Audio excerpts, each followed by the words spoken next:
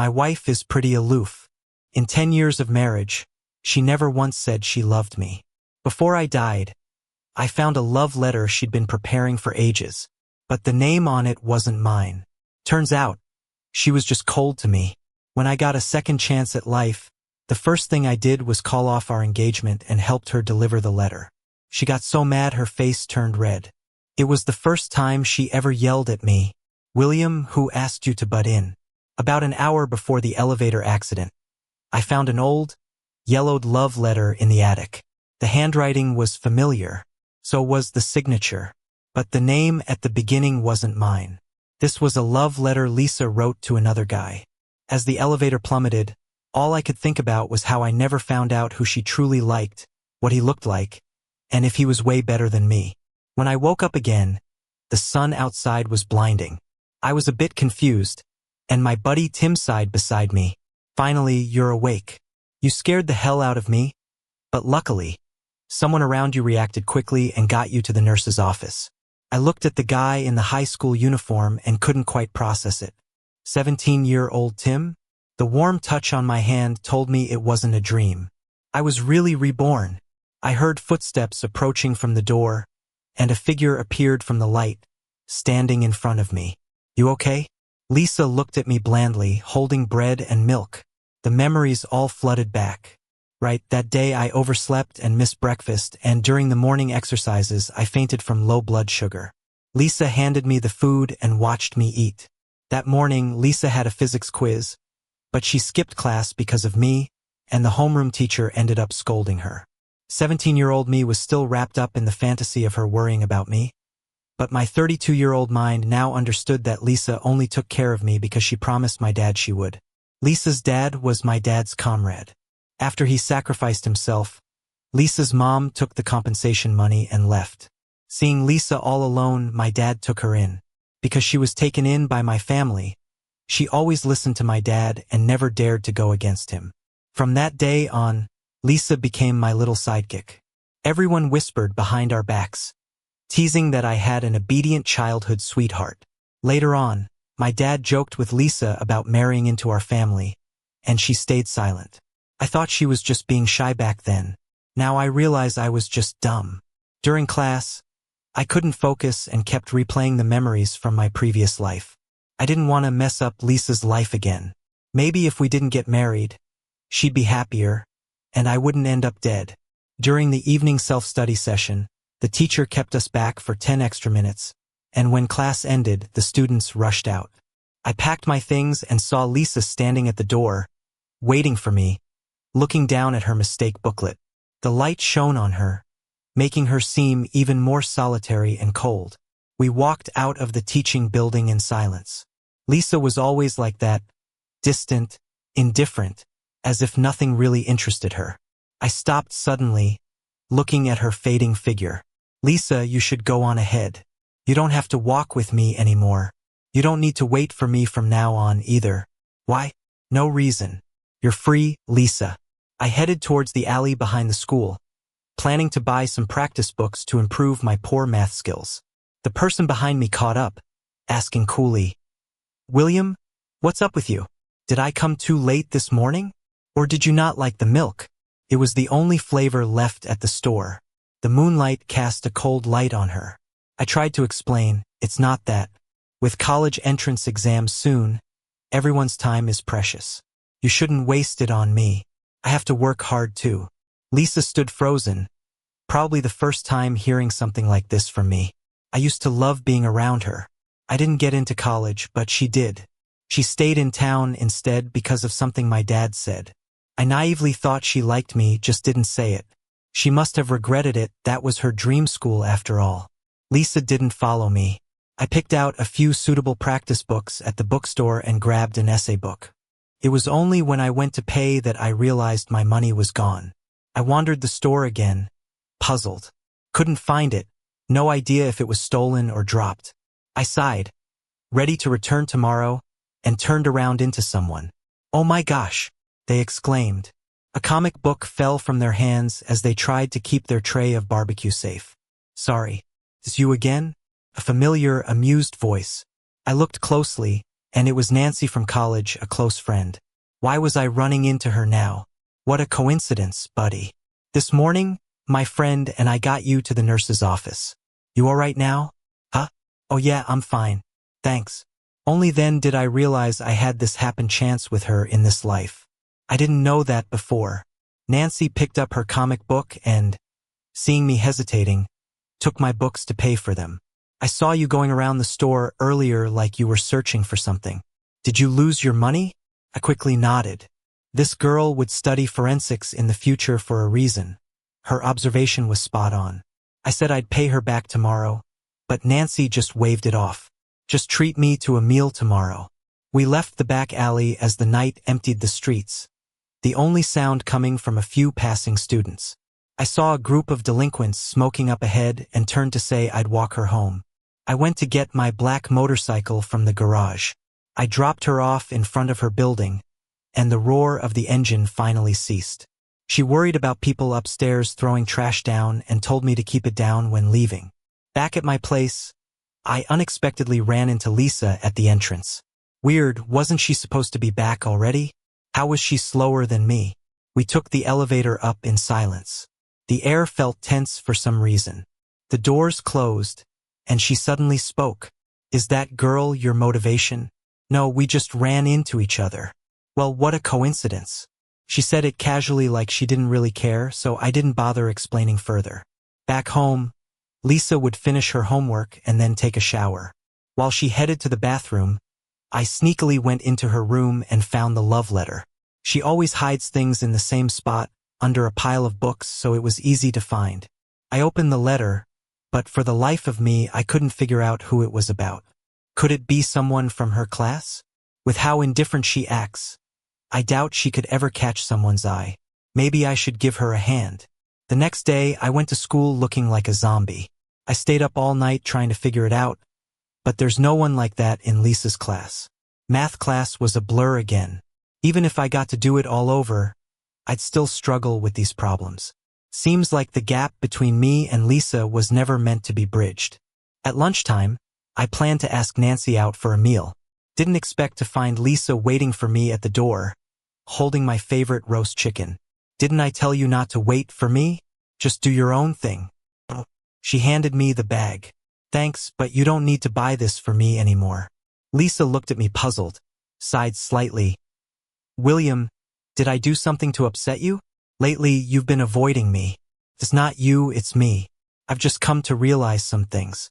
I walked towards the cafeteria, then turned around to say seriously, oh, by the way, when my dad joked about having you as my wife, I hope you didn't take it seriously. You don't have to listen to him. Lisa, good luck with your college entrance exams. Go to the university you dream of. Lisa frowned, puzzled about why I was saying all this. I reached the cafeteria, and Nancy had already found a spot for us. What's that? Nancy glanced at the bag in my hand. Roast chicken for you. As a thanks for helping me yesterday. Oh, you don't have to be so formal. Nancy waved it off but couldn't resist the aroma and ended up eating a drumstick. One thing leads to another. She was eating with such gusto. I was about to remind her when a cold voice interrupted. No wonder you dumped me. Are you two dating? Nancy jumped, almost choking. I turned to meet Lisa's cold stare. Felt like I got caught red-handed. No, we're not married anymore. Nancy noticed the tension between us and made an excuse to get water. No, I just met her. We're just classmates. I was telling the truth, but Lisa cut me off impatiently. No need to explain to me. I won't tell your uncle, so there's no need to avoid me. She said it coolly, turned away indifferently, a hint of anger in her steps. Nancy returned, quietly asking who that was. Judging by her nosy look, she probably thought Lisa and I were a thing. I briefly explained the situation, and Nancy understood with a knowing smile. Oh, she seems to care about you. Not really. Lisa would love to ditch me. Friday after school, Tim wanted to try new items at the barbecue place across the street, so he dragged me along. This barbecue spot has been popular forever. Lisa got my roast chicken from here. Tim ordered 2 servings of their special roast chicken. While waiting, I overheard staff say they were out of stock and were discussing with the owner. Out of the corner of my eye, I saw a guy in a school uniform heading to the back. The owner's kid? His name's Nolan. I saw him in the English essay contest list before. He does really well, consistently in the top 50 in the grade. Yeah, he's entered lots of contests and he's connected with Lisa. No wonder Lisa often bought me roast chicken. She probably wanted to see someone special. Every time she bought it, she seemed really happy. I used to think it was because of me. A hint of irritation rose within me, but I shoved it down. To confirm if the love letter was about Nolan, I approached him as he came out. Hey, I'm Lisa's friend. She left something with you. Huh? Really? Nolan wasn't very suspicious. Rummaged through his bag and said, puzzled. She only helped me with 2 questions and lent me a math notebook. Shouldn't be anything left. So they do know each other. I recognized the familiar orange notebook. I bought that for Lisa. I used to ask her math questions, but she wasn't very patient. I felt embarrassed to say I didn't understand, so I stopped asking. Guess I remembered wrong. I'll let her know. Tim and I left. He eagerly handed me the roast chicken, but I had no appetite. Turns out, food tastes bitter when you're down. Not eating? Is it bad? Tim nudged me. Hey, what did you say to Nolan earlier? Nothing much. How did you know his name's Nolan? Tim glanced around, lowered his voice. A friend told me he's the owner's adopted son, so I remembered him. Now I know who the letter is about, and it's a load off my chest. Wonder what kind of feelings Lisa had when she wrote that letter. Kinda envious of Nolan. Thinking back to when I confessed to Lisa in sophomore year, what did she say? Oh yeah, she said she knew. Her tone cold and distant, like it was a hassle. At night, after sorting my problem sets, I planned to review some English vocabulary. My phone lit up. Nancy sent over a few documents. Nancy, my mom made these math quizzes. Give them a try and ask if you're stuck. Her mom is a coach for an Olympiad math class. It's like a bonus lesson for me. I thanked her with an emoji. Suddenly, the room door swung open. Lisa came in with a gloomy look. First time she didn't knock. Did you mess with things in my room? She didn't say what, but I knew. A wave of guilt hit me, and I took the letter out of the drawer. Sorry, I didn't mean to snoop. Initially, I wanted to play matchmaker, didn't think I'd get caught so fast. Lisa took the letter back, probably upset about her secret being exposed. Her face looked terrible. My heart felt heavy, but I mustered the courage to ask. I know who you wrote about in your letter. It's that guy from the barbecue place, right? If you like him, you should confess soon. He's so great. What if someone else snatches him away? With finals coming up, you can really pursue him afterward. Then you won't need to pretend you're buying barbecue for me anymore. Who asked you to butt in? She stared at me intensely, anger flickering in her eyes. I just want you to be a little happier. Happier? She scoffed. You get into a relationship and can't wait to pass me off to someone else? You used to say you liked me, seems you changed pretty fast. I was taken aback. Didn't expect her to take it that way. You don't even like me. Should I hang on a tree for you? I shot back, annoyed. Yeah, don't hang on me, I find it unlucky. She said coldly, turned around, and slammed the door on her way out. I bit my lip, determined. I swear, Lisa, I'll never like you again. For the next week, I didn't speak a word to Lisa. My dad thought we were just all caught up in studying, so he didn't say much. On the weekend, I went with Nancy to the library to do practice questions. She's better than me at school and can think through things more flexibly, often explaining stuff to me. When she got stressed out, I'd take her for a ride on my black motorcycle. Thinking about how we'd be best friends forever gave me a bit of hope for the future. Maybe I tried extra hard, moving up several ranks in the monthly exams. Dad got a call from my homeroom teacher and couldn't stop smiling. Lisa, who was making coffee, overheard and gave me a sly, impressive, "Dating didn't ruin your study. Right back at you. Didn't your crush on someone else not stop you from being top of the class?" I retorted deliberately, turned back to my work without looking at her sour expression. Countdown to finals, 1 month. That was when I was most focused, just questions and scores on my mind. No time for romance. June came with the heat and the finals on its heels. This time I was ready, feeling confident as I started writing. Even the last math problem that I'd usually skip, I tried, though I wasn't sure if I got it right. The final bell rang. The exam period was over. It marked the end of my high school life. As I walked out, I saw Nolan with Lisa. She seemed upset about messing up some questions and anxiously comparing answers. Maybe it's the eyes of someone in love, but Lisa was always more patient with him compared to others. I passed by them and headed towards Tim and Nancy. We planned to hit the amusement park, karaoke, and Six Flags, intending to have as much fun as possible. In the time before results came out, I was out playing every day. My dad stopped even trying to manage me.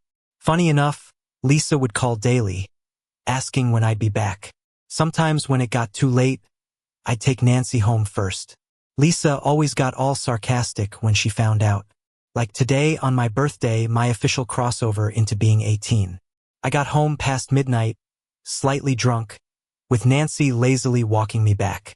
When we got downstairs, she suddenly called my name. William, can I spend every birthday with you from now on? It was too dark to see her face clearly, so I just thought she was marking the start of our epic friendship. Of course, you're my best buddy. I gave her a hard pat. She coughed, brushing away a trace of disappointment in her eyes. Careful, you almost lost yourself a friend. We laughed, and then we bumped into Lisa coming down to throw out the trash. She looked at us wistfully and grumbled. William, it's already past midnight. Aren't you coming home? Hey, let's go back. She's calling you. Nancy teased quietly, waving me off and reminding me to drink some honey water later. On the elevator ride up, Lisa kept on nagging. For the first time, I felt like she talked too much, like an old lady. Could you stop already? I'm back, aren't I? She stiffened, her tone odd. Annoyed? Didn't you promise to be home before 10? What if something happened? How could I explain to your dad? Today was an exception. Besides, I was with Nancy and others, no danger there. Even if I didn't come back, I still had a place to go. You think just because y'all are dating it's okay to run wild? Lisa got stricter, full of concern. I looked at her oddly. Why are you so uptight? She averted her eyes, silent. Inside, as I poured some water, she quietly spoke up. Why didn't you invite me to your birthday? Oh, forgot. Hadn't really. I just didn't want to mix today's happiness with memories of past unhappiness. Lisa lowered her gaze, went to the fridge to grab honey for me. Later, she handed me a blue box. Happy birthday. Thanks. I drank the honey without feeling the urge to open the gift. She hesitated a while, looking like she wanted to say something, then just went back to her room. I had zero expectations about her gift. Every year, she gave me anime character cards, the kind you can get from scanning QR codes on the street. I still had those cards lined up by my bedside. I absent-mindedly opened the box and froze. It was a hand-knitted little boy, with a cool backpack that resembled my younger self. Whoever made it was definitely a beginner. There were 2 visible gaps. Did she actually make it by hand? Well, this was truly unexpected. The day the test results came, Dad was with us as we checked. Lisa scored impressively high as always, 698. Seeing my own 622 score, I started crying instantly. Great job. I'm so proud of you both. Dad was teary-eyed and said we'd go out for a feast tonight. He took a screenshot of our scores, immediately flaunting it on social media. Hey, William, which college are you thinking about? When will you fill out applications? I'll stay local. I want to be close to Dad. And Tim and Nancy also plan to stay in state. Okay. Then I don't have to worry about you going to a place you don't know at all. In my last life, I didn't do well on my exams, so I had to choose engineering. This time, I can choose to study medicine. My mom passed away when I was really young, back when healthcare wasn't advanced. So I want to contribute as much as I can. Lisa saw her scores and didn't seem surprised at all. Nolan's score is probably about the same as hers, so they might end up at the same university. That's nice. While my dad was on a call, Lisa suddenly asked me, "You're staying here mostly because of Nancy, right? Do you really like her that much? What does it matter to you?" I'm kinda annoyed with her now. Feels like she's controlling more and more these days. Lisa stared at me, her look was less indifferent than before. William, if you just say the word, I can stay here in the province with you. No need, your scores are so good. Staying here would be a waste. Better to go to your dream school. Nolan will probably get into that school too, you'll have company. I didn't give him the love letter. My phone lit up. Nancy was calling.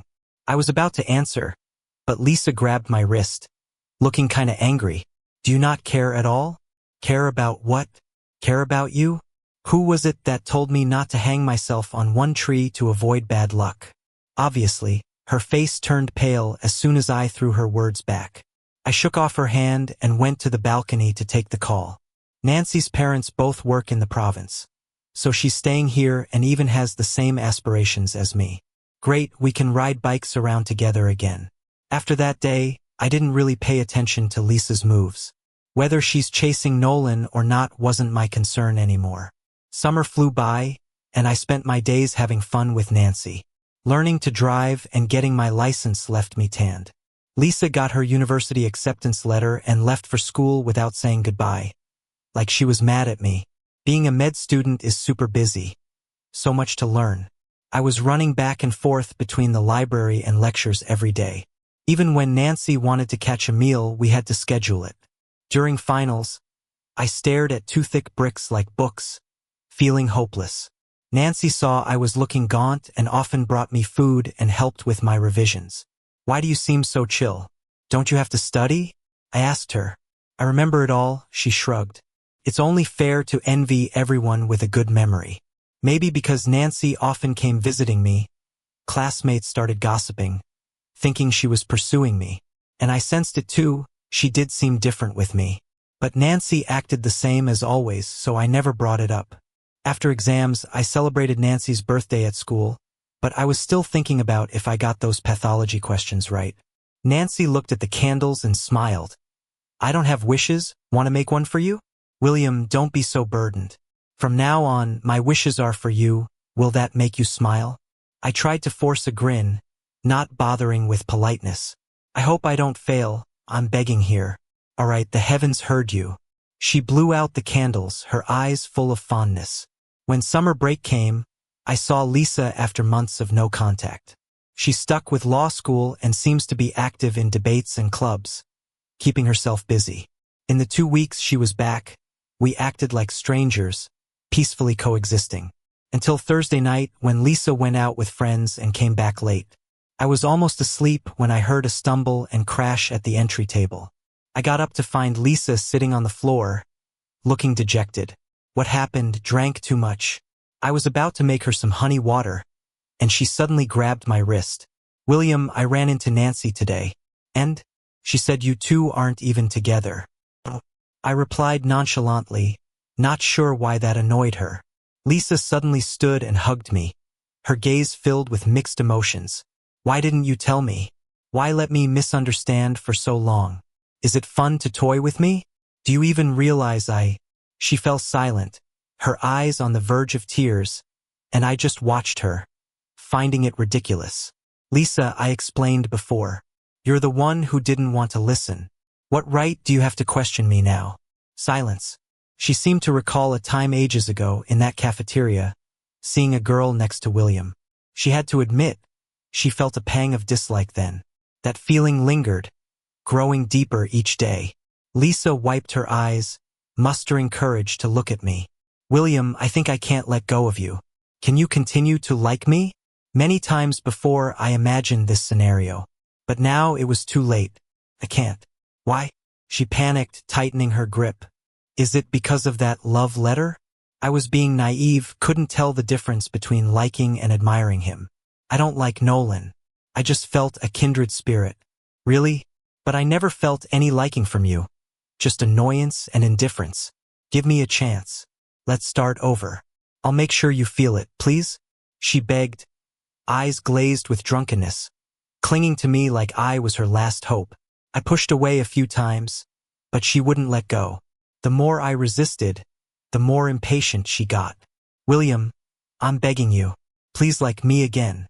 She tilted up to kiss me, but I moved away in panic, shoving her hard. She hit the cabinet, and the thud shattered the midnight silence. Pain snapped her back to reality.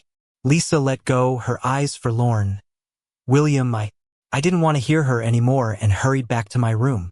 The next day, I tried acting like nothing happened, but Lisa looked guilty whenever she saw me. At noon, Nancy came to pick me up. We planned to watch the latest movie today. She dressed up nicely, wearing a floral dress. Opening the door, she noticed my grim look, concern in her eyes. What's up?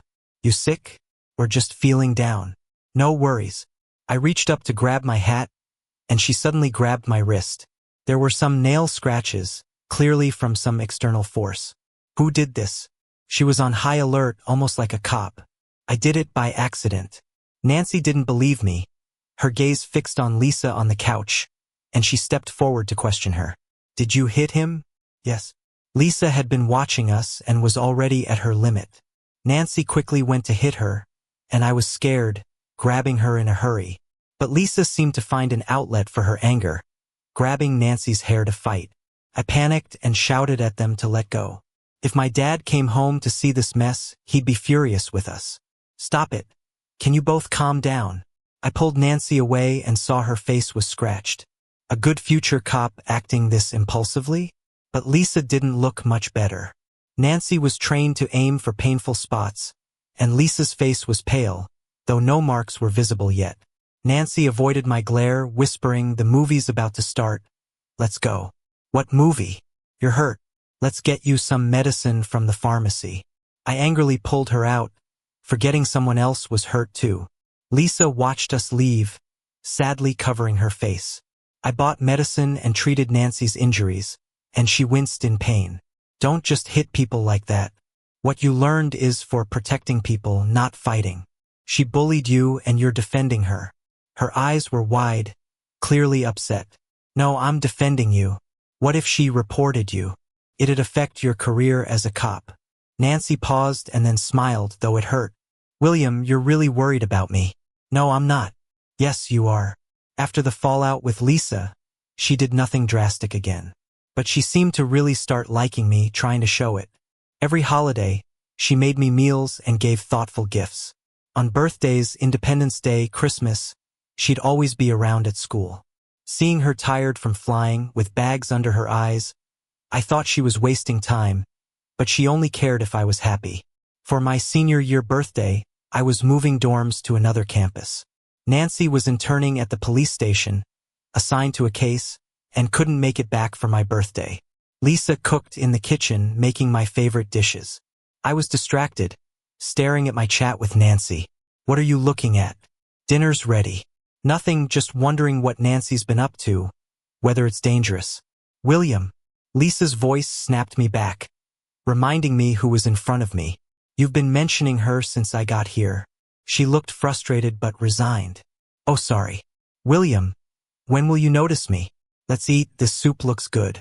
Lisa sighed, feeling she'd tried her best, but things never went back to the way they were. Late at night, as I was about to sleep, my phone lit up. Nancy, open the window. I quickly pulled back the curtain and saw Nancy standing outside, waving something glowing in her hand. I ran down, excited to see her. Didn't you say the mission might keep you? Yeah, but I couldn't help it. I promised someone I'd spend every birthday with him. She handed me the glowing bottle and a box with my favorite sneakers inside. The fireflies in the bottle twinkled in the dark. For you. Saw them on my mission, thought you'd like them. Thanks.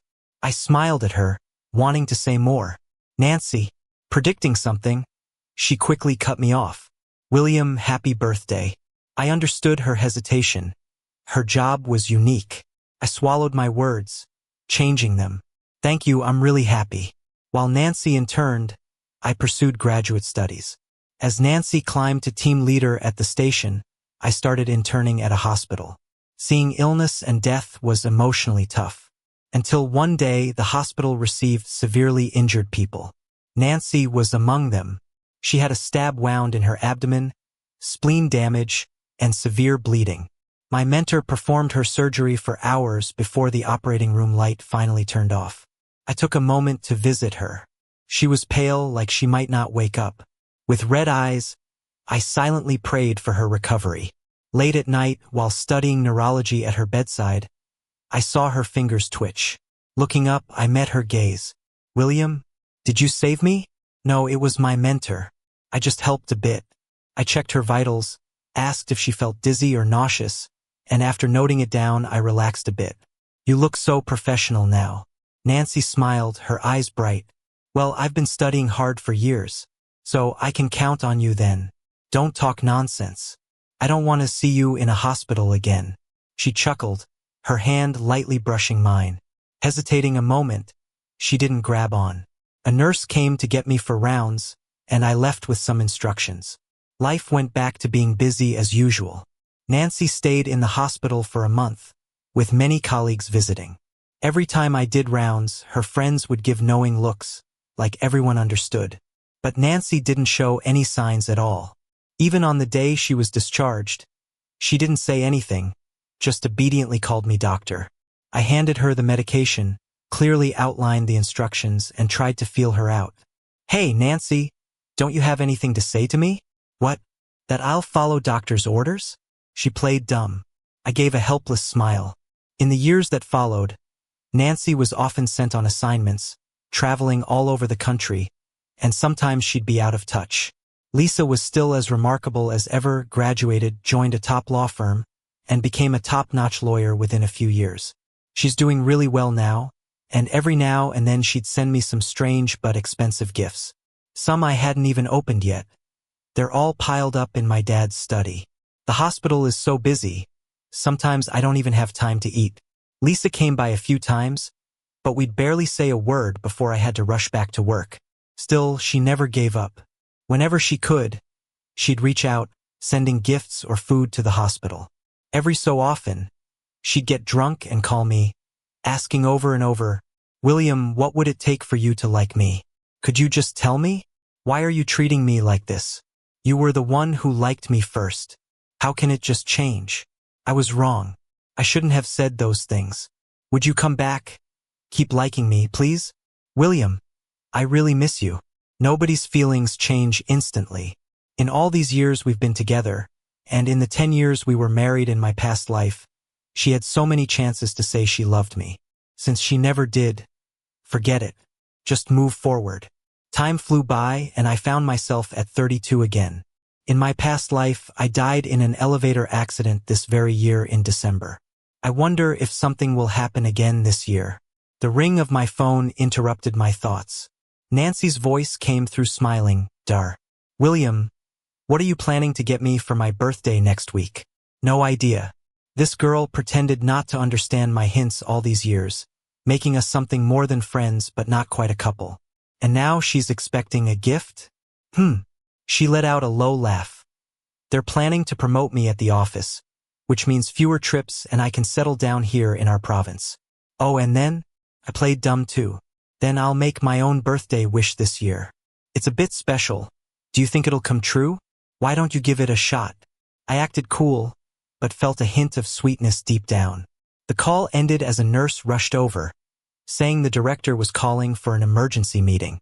I quickly grabbed my notebook and headed over. The director said an 8-magnitude earthquake hit Tong City, and they needed people from our hospital to help. No wonder I felt dizzy earlier. It wasn't just my imagination. I was on the list and rushed to pack things, joining the team heading to Tong City. When we got there, all we saw was rubble and cries of sorrow.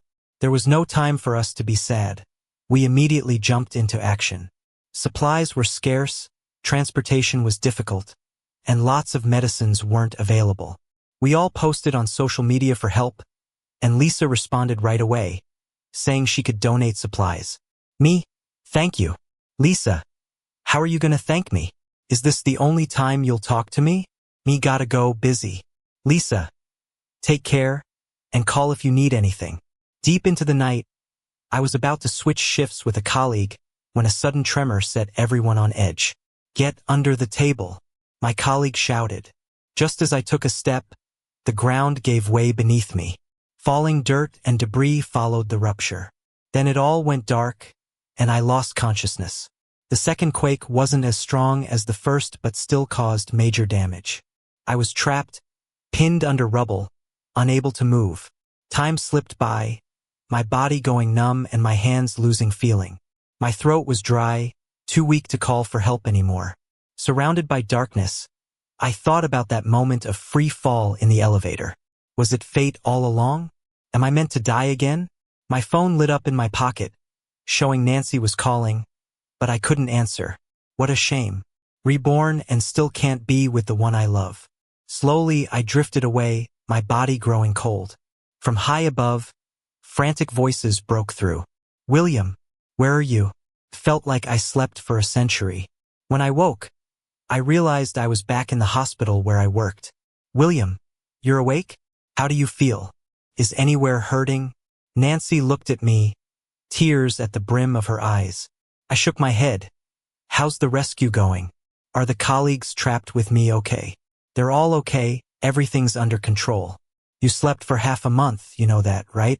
She said, annoyed but relieved, clutching my hand like a treasure. Thank goodness you're awake. Her tears fell onto the back of my hand, burning hot. Did you rescue me? Yeah, I couldn't reach you, but our team was sent for the support mission. Thank you. Thank me for what? You saved me once.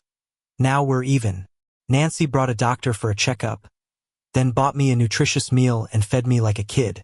I was in the hospital for a few more days, with Nancy keeping an eye on me the whole time. On discharge day, I remembered Nancy's birthday. Proposals are really something guys should do first, right? I packed up discreetly and planned a surprise with some friends. In the evening, when Nancy arrived at the hospital, as she neared the entrance, rose petals began to fall from the sky. Before she could react, I dropped to one knee, the ring I'd had ready glittering in my hand. Nancy, I like you. Since high school, I've liked you. But I was afraid of holding you back, so I stayed quiet. Now, will you give me this chance? Nancy, will you marry me? Her colleagues showered her with petals, and mine cheered. She froze for a moment, her face turning red.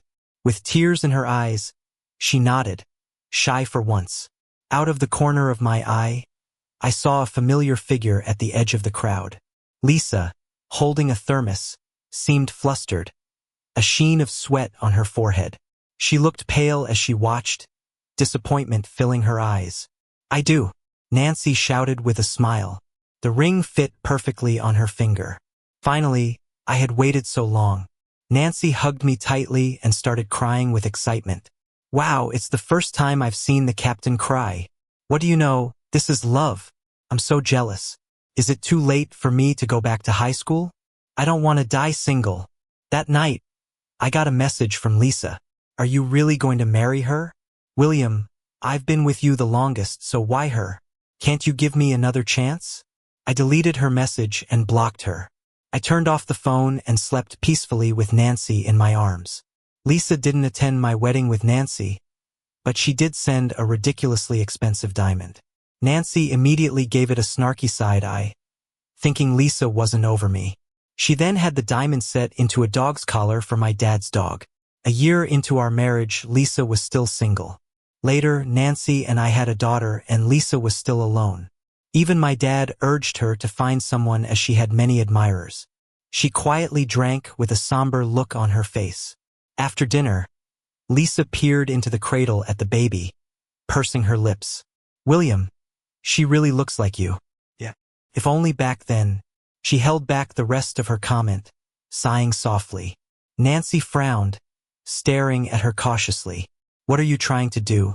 He's my husband legally, so don't get any ideas. Lisa sneered, only legally for now. Life is long. You never know, maybe a divorce down the line. She thought bitterly, feeling a pang of jealousy. Why you? Nancy wanted to hit someone, but with our family around, she held back. On our way home, Nancy was so ticked off she seemed like she wanted to yell at every dog we passed by in the street. In the middle of the night, Nancy abruptly woke up and asked me, William, where did you put the marriage certificate? Why? I want to hide it. Come on, knock it off. I went back to sleep as she started rummaging through drawers, figuring out where to stash it. Chapter: I'm Lisa. From the first day at their house, I knew William and I would never be equals. Although his uncle was kind to me, if anything happened to William, I'd be blamed for not watching out for him. So, I always stuck by William to make sure he stayed out of trouble. Everyone said I was his child bride. I didn't argue because that's what it felt like. Being a guest in their house, I hated this feeling. By extension, I also disliked William. He always followed me, wanting to do everything together. I couldn't refuse, but deep down was resentful. I didn't want Uncle to think he'd taken in an ungrateful person, so I made sure to keep William happy. As we grew up, he became more handsome. I found myself staring at him, pretending to dismissively call him vain if he caught me. I didn't want to like him, didn't want to lose my last bit of pride. But in sophomore year, William confessed to me. I couldn't help but feel happy, but I suppressed it. My indifferent response seemed to let him down. But the next day he was back to trailing after me. One day he got sick. The medicine tasted awful, so he asked me to buy some chicken legs for him. At the barbecue place, I met Nolan. He had just dropped some freshly grilled wings by accident and was getting scolded by his foster father, called useless. If I hadn't been there, that man might have been harsher. I saw Nolan's cautious demeanor and realized we were alike. I often found excuses to go to the barbecue place to see Nolan while supposedly buying food for William. I stayed longer than necessary, enjoying a rare moment of peace, not having to cater to William and Uncle's feelings. Sometimes Nolan and I talked about our families. He always sighed but then studied hard like a resilient weed. I told myself these were the kind of guys I should like. Only he understood me. I wrote Nolan a love letter which I never sent. It felt unfair to him since my feelings weren't quite solid yet. Recently, William started acting strange, like he wanted to ditch me. Seeing him and Nancy together, I guess they were dating.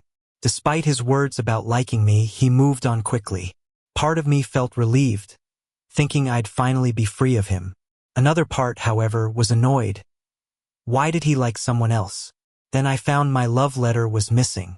Instinctively, I suspected William and confronted him angrily. He surprisingly didn't care, acting like my crush meant nothing to him. I was really ticked off. When it was time to choose colleges, I told William the first could stay. But he didn't care anymore. Enraged and frustrated, I went to college far away. I regretted it later. Without me around, Nancy was. William didn't bother with me anymore, always talking about Nancy. I hated it. I wanted to go back to the times when he only hung around me. But no matter what, we couldn't turn back time. Years passed, and despite rumors, William and Nancy hadn't married. I thought I still had a chance. But William was busy, and he barely acknowledged me. Even when I gave him expensive gifts, he didn't smile like he used to. I was terrified. When William had an emergency rescue, it broke me. I realized I couldn't wait any longer. I cooked his favorite soup but was too late. I totally regretted it. Nancy was right. I'd had plenty of time to keep William, but I hadn't acted, just drove him away. William, I hope you're well.